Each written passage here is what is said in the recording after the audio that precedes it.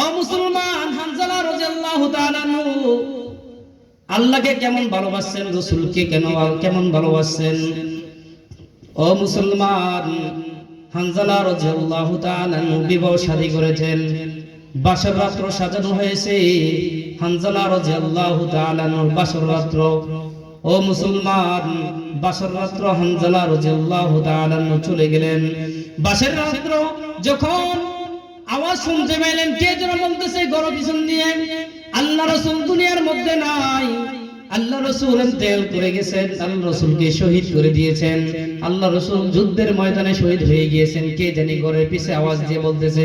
হযরত হানজালা রাদিয়াল্লাহু তাআলা আনহু সঙ্গে সঙ্গে কথা শোনার সাথে সঙ্গে সঙ্গে দাঁড়াইয়া বললেন, ও বিবি, আমাকে সাজায়া দাও। কে জানি বলতেছে আল্লাহ রাসূল দুনিয়ার মধ্যে নাই, যেই নবীর জন্য আজকে আমার জান, যেই নবীর জন্য আজকে আমার জীবন, সেই নবী যদি দুনিয়ার মধ্যে না থাকে, আমি দুনিয়ার মধ্যে বেঁচে থেকে কোনো লাভ নাই। হানজালা রাদিয়াল্লাহু তাআলা আনহু কাপড় চোপড় সব কিছু পালাইয়া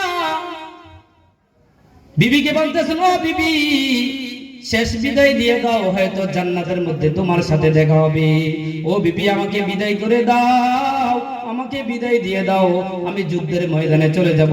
হানজালা রাদিয়াল্লাহু তাআলা আনহু রাসূলের সেই খবর শুনি না, আশিক রাসূলের এমন আশিক ছিলেন, নবীকে এমন ভাবে মুহাব্বত করেছেন, বলল যে নবী দুনিয়ার মধ্যে নাই।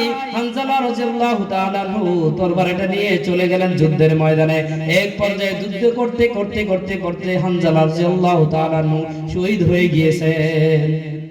আল্লাহ রাসূল সাল্লাল্লাহু আলাইহি সাল্লাম যখন যুদ্ধ শেষ, আল্লাহ রাসূল সাহাবায়ে কেরামকে বলছেন, ও সাহাবায়ে কেরাম, যাও যাও যাও, যে সাহাবায়ে কেরাম শহীদ হয়েছে তাদের লাশগুলো খুঁজে নিয়ে আসো, যারা আহত হয়েছে তাদের লাশগুলো একসাথে রাখো, আর যারা শহীদ হয়ে গেছে তাদেরটি আরেক পাশে রাখো।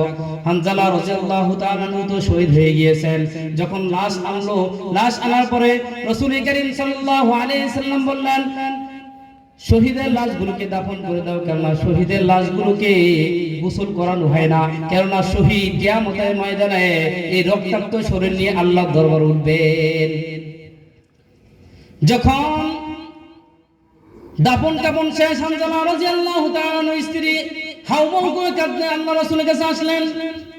কাঁদতে কাঁদতে রাসূলের কাছে এসে বলেন, ও রাসূল, ও মায়ার রাসূল, আমার হানজালা তো ঘর থেকে বের হয়ে গিয়েছে, বাসর রাত্র আমার হানজালা তো চলে আসছে, আমার হানজালার লাশ কোথায়? আমার হানজালার লাশ তো গোসল করাতে হবে, কেননা হানজালা তো বাসর রাত্র, হানজালার গোসল ফরজ হয়ে গিয়েছে, হানজালাকে গোসল দিতে হবে।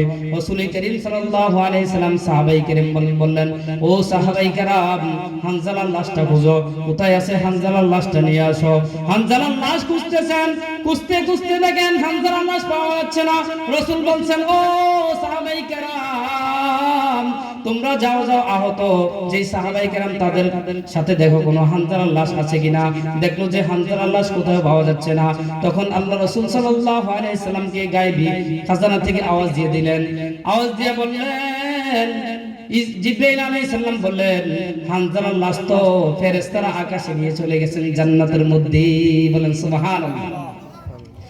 হানজালা রাদিয়াল্লাহু তাআলা আনহুর লাশ চলে গেছে, ফেরেশতারা নিয়ে গিয়েছে। ও রাসূল, দুনিয়ার কোনো পানি দিয়ে হানজালাকে গোসল করানো হবে না, দুনিয়ার কোনো কিছু দিয়ে গোসল করানো হবে না। আল্লাহ রাসূল সাল্লাল্লাহু আলাইহি সাল্লামকে বলে দিয়েছেন, ও রাসূল, হানজালার গোসল হবে জান্নাতের পানি দিয়ে। বলেন সুবহানাল্লাহ। তারা কেমন আশিক ছিলেন। তাহলে এক নাম্বার হচ্ছে কি, আল্লাহ এবং রাসূলকে নিজের জানের থেকে কি করতে হবে? বেশি মহব্বত করতে হবে। কার মতো? ওই হানজালার মতো করতে হবে।